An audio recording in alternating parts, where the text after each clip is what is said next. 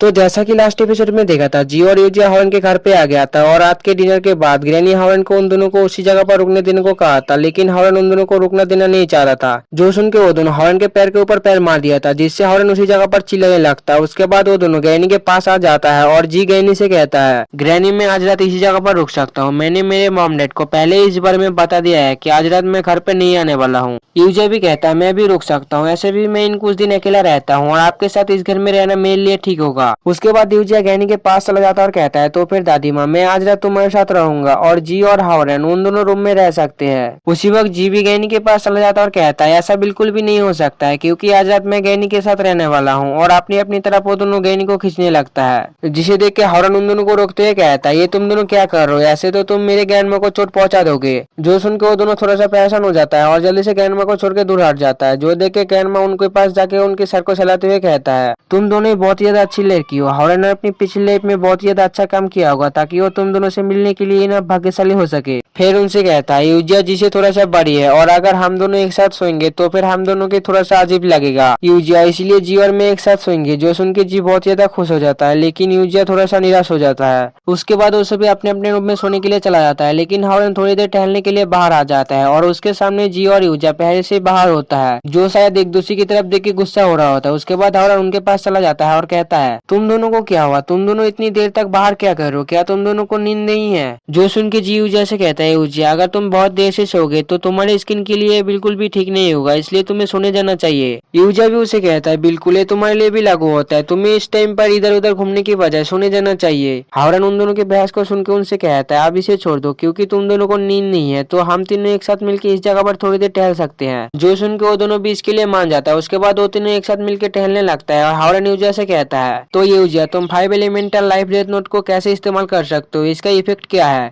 जी धीरे से कहता है, हॉर्न तुम उसे सिर्फ यूजिया क्यों कह रहे हो, ऐसे तुम उसके बहुत ज्यादा करीब लगते हो, तुम सिर्फ मेरे हो। तो यूजिया अपने पावर से उस जगह पे एनर्जी इकट्ठा करने लगता है और हॉर्न को कहता है, मिसेस फेंग ने मुझे बताया था ये लाइफ डेथ नोट इस दुनिया से स्पिरिचुअल एनर्जी को ऑब्जर्व करने के बाद उससे हीलिंग और डिस्ट्रिंग पावर में ट्रांसफर करने में मेरी मदद कर सकता है। हॉर्न यूजिया को देख के मन में कहता है, यूजिया अभी के लिए जिस स्पिरिचुअल एनर्जी को इकट्ठा कर रहा है वो बहुत ही ज्यादा डेंस है और इस जगह पर उसका डेंसिटी 5 हेवन से भी बहुत ही ज्यादा स्ट्रॉन्ग है। वाकई में यूजिया का टैलेंट स्वान की तरह बहुत ही ज्यादा अच्छा है।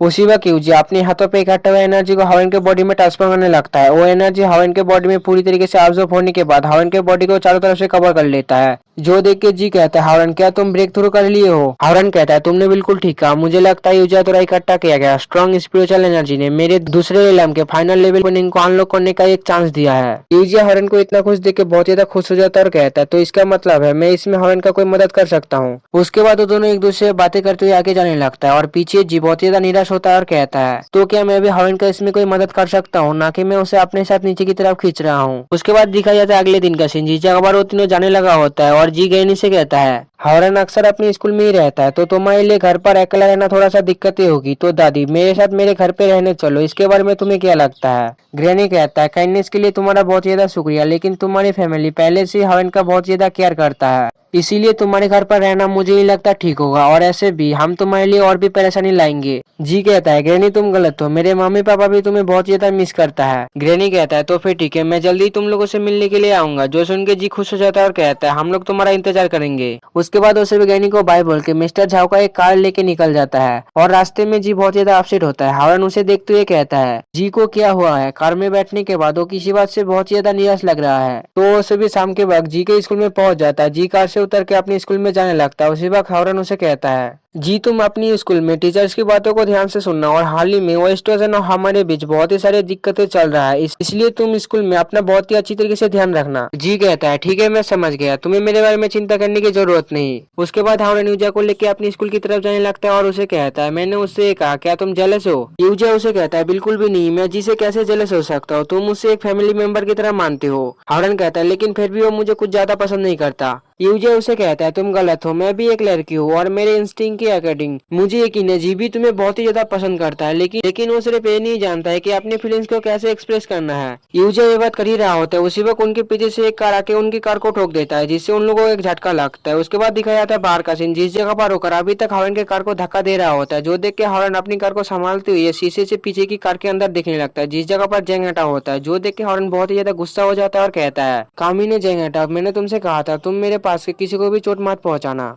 उसके बाद दिखाया जेंगटा को, जिसके साथ ब्लैक बुल भी होता है। जेंगटा उसे कहता है, ब्लैक बुल इसे बिल्कुल भी मत छोड़ना, इस जगह से उसे भागने मत देना, इसी जगह पर आज के दिन उसे मार डालो। जो सुनकर ब्लैक बुल अपनी कार से हॉर्न के कार को धक्का देते हुए खाई की तरफ ले जाने लगता है, जो देख के हॉर्न जल्दी से अपनी कार को घुमाते हुए दूसरी साइड के जंगल के एक पेड़ से जाके टकरा देता है और जल्दी से यूजिया को लेकर कार से निकल जाता है। उसी वक्त ब्लैक बुल अपनी कार से हॉर्न के कार के ऊपर एक जबरदस्त टक्कर मारता है, जिससे उस जगह पर एक बहुत बड़ा धमाका हो जाता है। उसके बाद दिखाता है हॉर्न को, जो यूजिया को लेकर सामने रहा होता है। उसी वक्त उसके सामने जेंगटा और ब्लैक बुल्फ आ जाता है। जेंगटा बहुत ही ज्यादा गुस्से में हॉर्न को कहता है, हॉर्न आज के दिन तुम्हारा अंत इसी जंगल में ही होने वाला है, जल्दी से अपनी मौत के लिए तैयार हो जाओ। उसके बाद दिखाया जाता है हॉर्न को, जो यूजिया से कहता है, यूजिया तुम इस जगह से भाग जाओ, इन दोनों को मैं संभाल लूंगा। जो सुन के यूजिया उस जगह से भागने लगता है। उसी वक्त ब्लैक बुल्फ अपने हाथों से एनर्जी स्लेज से यूजिया को अटैक करते हुए कहता है, क्या तुम्हें लगता है तुम इस जगह से भाग सकते हो मेरे होते हुए? तो एनर्जी से बना हुआ स्लेज सभी पेड़ों को काटते हुए आगे गुजर जाता है और जिससे सभी पेड़ यूजिया के ऊपर गिरने लगता है। उसी वक्त हॉर्न बड़ी स्पीड में यूजिया के पास चला जाता है और अपनी एक ही हाथ की मदद से उन सभी पेड़ों को रोक देता है, जो देख के ब्लैक बुल्फ खुश हो जाता है और हंसते हुए कहता है, आज के दिन तुम दोनों इसी जगह पर ही मरने वाले हो, इस जगह से भागने का कोई भी रास्ता नहीं है, मुझसे भागना तो नामुमकिन है। उसके बाद दिखाया जाता है यूजिया को, जो उसी जगह पर ही बेहोश हो चुका होता है और हॉर्न बहुत ही गुस्से में अपनी स्वॉर्ड एनर्जी को रिलीज करते हुए कहता है, तुम्हारा टारगेट मैं हूँ, तो फिर तुमने यूजिया के ऊपर अटैक क्यों किया? तुम्हारा उसके ऊपर अटैक करने का हिम्मत कैसे हुई? और अपने सभी स्वॉर्ड को एक साथ मिला के उसके ऊपर एक बहुत ही ज्यादा पावरफुल अटैक कर देता है। लेकिन ब्लैक बुल हॉर्न के अटैक को डॉच नहीं करता, जिससे उस जगह पर एक बहुत बड़ा एनर्जी से बना हुआ धमाका हो जाता है और नीचे का ग्राउंड भी टूट जाता है। उसके बाद धुआं हटने के बाद दिखाया जाता है ब्लैक बुल्फ को, जो अपने बुल्फ फॉर्म में होता है और उसे बिल्कुल भी चोट नहीं आया होता है और इसी जगह पर एपिसोड एंड होता है।